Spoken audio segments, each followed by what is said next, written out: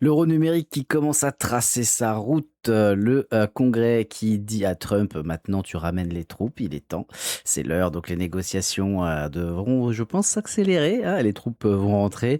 Le marché crypto qui s'écrase un petit peu hier, comme le marché traditionnel. Écoutez, on sent que c'est les vacances, on sent qu'il y a de la prise de bénéfices, on sent que ça commence à dériver, gentiment. Alors à quoi on va assister? Honnêtement, je ne sais pas. Est-ce que c'est le début de quelque chose d'intéressant dont on parle depuis quelques mois?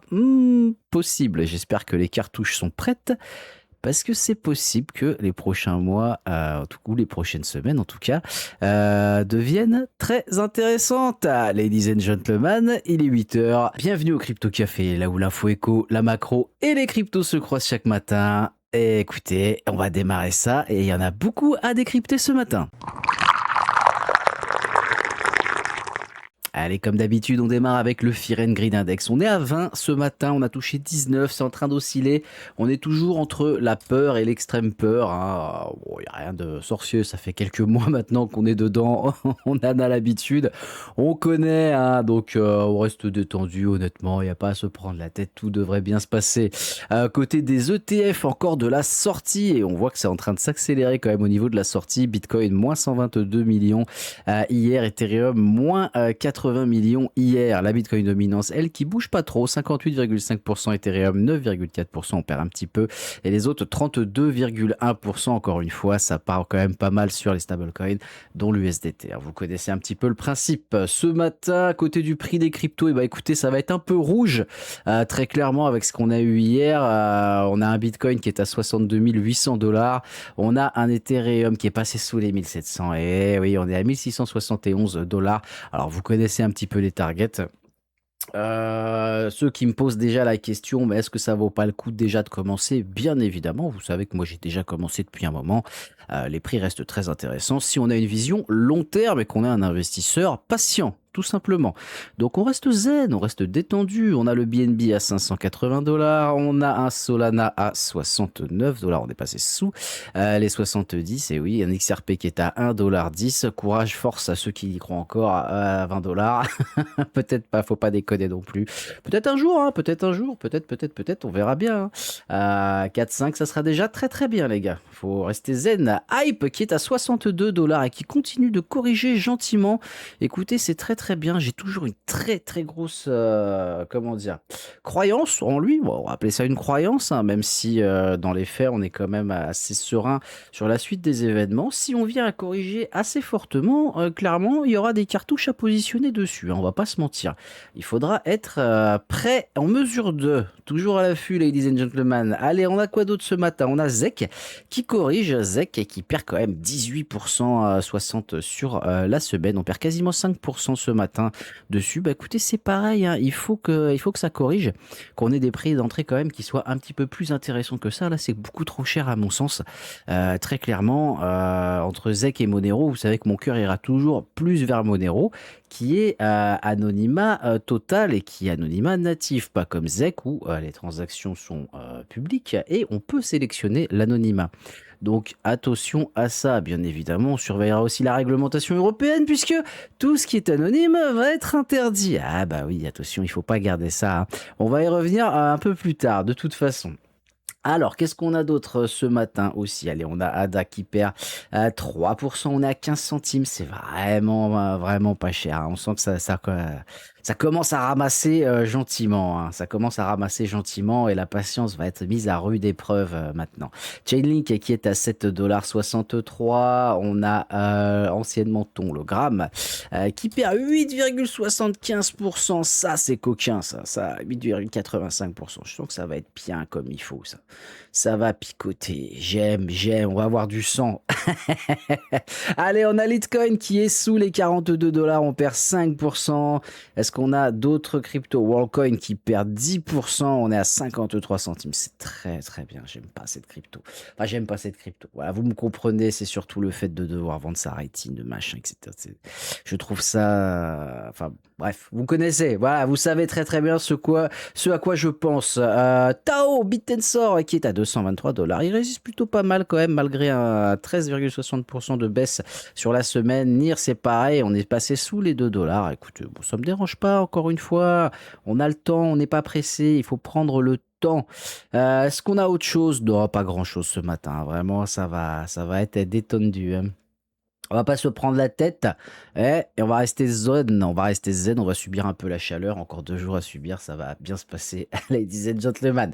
Allez, on passe au calendrier économique. Alors aujourd'hui, bah, écoutez, on n'aura pas grand-chose honnêtement à part les stocks de pétrole brut pour surveiller quand même un petit peu, le prix. Il y a quand même, une grosse accalmie bien évidemment à l'Iran, hein, avec, l'accord de paix qui a été signé, les négociations, blablabla, blablabla.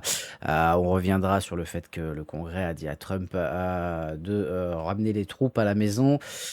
Juste après ça, hier, on a eu les PMI manufacturiers, services. Écoutez, c'est des résultats qui étaient plus ou moins attendus, on va dire. Les opérateurs se sont un petit peu lourdés, mais rien de très, très, très méchant. C'est des résultats qui montrent que ça va bien, hein, très clairement, on va pas se mentir, ça va plutôt pas mal. Maintenant, pourquoi les marchés se pètent un peu la gueule? Bah, il y a de la prise de bénéfices, tout simplement. Tout simplement. On est au mois de juin. Les mecs, bon, vont aller profiter, bien évidemment. Mais en plus de ça, on a des marchés qui n'ont fait que des plus hauts, que des plus hauts, alors qu'on était dans des périodes sombres, très clairement. Voilà. On arrive au bout de quelque chose et il est normal que ça corrige. Tout simplement, il n'y a pas à se prendre la tête, on jettera un coup d'œil de toute façon au graphique juste après. Allez, on passe sur les news, un petit peu l'actu, géopole, macro et tutti quanti. Bon, comme on a dit, bah voilà, on démarre avec le Congrès qui adopte pour la première fois une mesure sur les pouvoirs de guerre et on réprimande Trump pour l'Iran. Donc, qu'est-ce qui s'est passé? Eh ben, écoutez, il y a même des républicains qui ont dit, bon, bah, attends, on va peut-être dire à Trump de se détendre, de se poser un petit peu parce que ça fait quand même beaucoup. Et donc, ça a été voté. Donc, c'est encore une fois un vote qui est symbolique entre guillemets, même si là, quand même, c'est un sacré revers pour le père Trump. Il faut ramener les troupes à la maison, il faut rentrer, il faut arrêter ta guéguerre, c'est fini maintenant. Donc, c'est quand même à signaler. Trump prend encore un revers à même pas 3 mois, enfin 3 même pas, si quasiment 3 mois, des midterms, ça sent pas très, très bon, hein, on va pas se mentir, c'est assez coquin. Il va falloir surveiller, ça quand même, très clairement parce que bon, s'il perd les midterms, ça va être assez, picotis picota pour lui. Il va falloir surveiller. Allez, la bonne douille qu'on se prend, pour l'UE et donc pour la France, bien évidemment, l'euro numérique passe un vote parlementaire clé. Bon, qu'est-ce que ça veut dire? Ça faisait plusieurs années maintenant qu'on en entendait parler, qu'on savait pas trop, les banques centrales, blablabla, blablabla, blablabla. Eh ben écoutez, ça y est, c'est fait. La douille est tombée. On va l'appeler la douille, hein, très clairement, mais de toute façon, on n'a pas le choix, on va y passer. Donc c'est comme ça, il va falloir s'adapter, il va falloir bien suivre la réglementation qui va suivre, bien évidemment. On va surveiller tout ça de très près. Comptez sur moi pour aller éplucher tous les documents et savoir un petit peu comment ça va se passer. Mais pour l'instant, si j'appelle ça une douille, vous vous doutez bien que ça va picoter. Donc comment ça va se passer cette affaire? Eh bien écoutez, ça va quand même repasser en assemblée. Il va y avoir des votes, des machins, des bordels. Il va y avoir beaucoup de discussions. En tout cas, phase de test finale. Attention, hein, on parle déjà de phase de test finale au deuxième semestre 2027. D'accord? Donc ça va durer 6 à 8 mois. Donc ça veut dire que début 2028, la phase de test est terminée. Si c'est concluant, on commence à rentrer gentiment dans la chose et mise en application totale à partir de 2029. Et oui, on accélère, évidemment. On ne veut pas se faire avoir par le dollar, etc., etc. En tout cas, c'est ce qu'a dit la, la présidente de la BCE.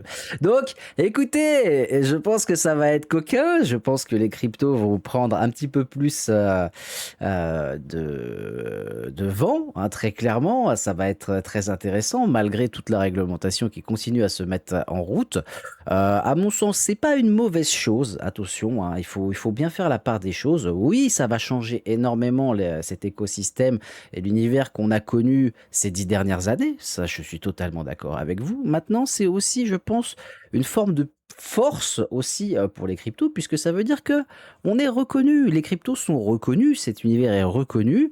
Il peut permettre de rentrer clairement dans le monde traditionnel en le faisant évoluer. Donc, à mon sens, c'est quand même une très très bonne chose. L'euro numérique, écoutez, c'est une douille, voilà, c'est tout.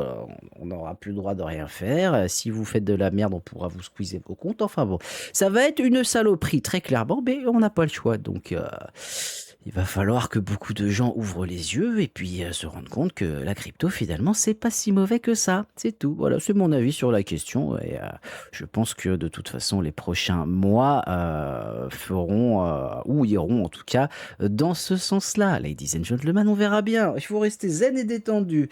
Ensuite, petite news qui est assez coquinette. Assez coquinette. Bon, j'ai trouvé ça hier soir. Écoutez, une audience est prévue le 17 juillet à la Chambre des représentants US pour parler de la Clarity Act. Écoutez, c'était pas prévu, très clairement, on n'attendait pas ça du tout. Sur Polymarket, les chances sont tombées à 43 pour que ce soit adopté sur l'année 2026. Comme je vous l'avais déjà dit, ça va pas se faire du jour au lendemain, hein, même si ça, c'est quand même, on va dire, intéressant. C'est pas non plus la dinguerie qu'on attend, très clairement. Et encore une fois, la Clarity Act n'est pas une dinguerie. C'est pas une douille, mais il y a une petite part de douille dedans quand même. Alors, je vais pas vous mentir, le texte, il est assez coquin. Donc, il va falloir surveiller ça quand même. Ça ne m'étonnerait pas qu'on en entende parler, qu'on nous remette une espèce de hype, FOMO, ce que vous voulez, derrière. Mais en tout cas, faites très attention. À mon sens, on n'est qu'au début des emmerdes, très clairement. Il va falloir faire très attention à toute cette réglementation, toute cette régulation, le temps du Far West, entre guillemets. Voilà, vous connaissez, ça fait des mois que j'utilise cette expression. Est révolu. Donc, soit vous vous mettez au diapason, vous êtes carré et vous serez pas emmerdé, soit vous continuez d'évoluer à l'ancienne, ou vous passez carrément de l'autre côté de la barrière et vous en acceptez. Je dis pas vous subirez, parce que de toute façon, c'est pas tout le monde qui se fera avoir ou quoi aux caisses, mais vous acceptez de vous faire attraper et d'en subir les conséquences, tout simplement. Voilà. Bon, mon choix, vous le connaissez, hein, certification AMF, c'est le 10 juillet. Et c'est putain, c'est dur. Oh la vache, ça picote fort, ça picote très très fort. Mais ça va bien se passer. Allez, on passe du côté des graphiques. Et on attaque ce matin avec le Bitcoin. Le Bitcoin, écoutez, les contrats à terme, comme d'habitude, BTC1. J'ai envie de dire rien de plus à ajouter. Voilà, vous voyez le graphique. Encore une fois, bon, le genre de pattern comme ça, vous les connaissez. Pourquoi j'aime bien ces patterns-là? Bah, tout simplement parce qu'ils sont pas très très compliqués à comprendre, hein. Vous faites un petit carré, voilà, on récupère à peu près cette zone-là quand on avait eu cette espèce de petit bear flag, je vous avais prévenu là-dessus. On vient retranscrire et en général, on va aller chercher le bas du petit rectangle. Regardez, si on reprend celui-ci et que ceci était bien un bear flag, je vous avais dit, hein, on aura une première zone, etc. Une zone où on va avoir l'espèce de FOMO, l'euphorie qui revient. Ça y est, c'était fini.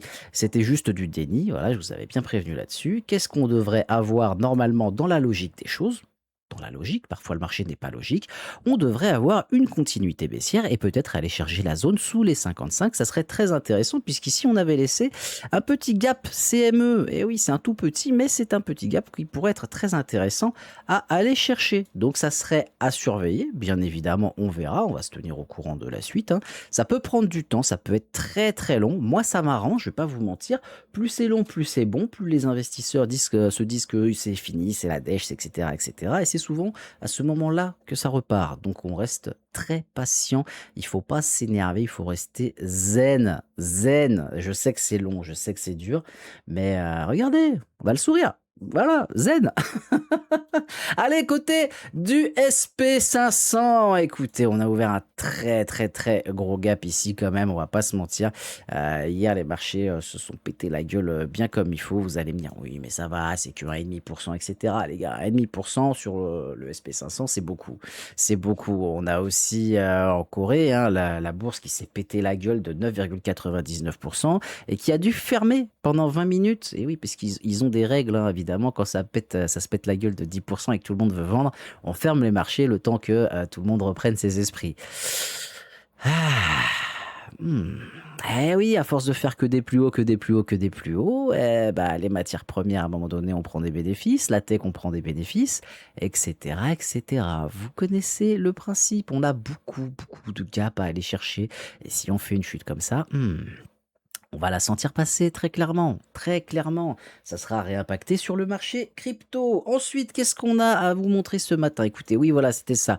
Là, à USDT dominance par rapport au market cap, écoutez, vous connaissez, hein, on avait fait ce magnifique bull flag pour le coup. Là, on est en train de faire quoi? Bah, j'ai l'impression qu'on est en train d'en refaire un. On est peut-être en train de le retravailler pour aller chercher plus haut. Je pense sincèrement qu'on aura cette continuité haussière sur l'USDT dominance pour les prochaines semaines, peut-être 2, 3 mois maximum, ça serait bien, pas plus.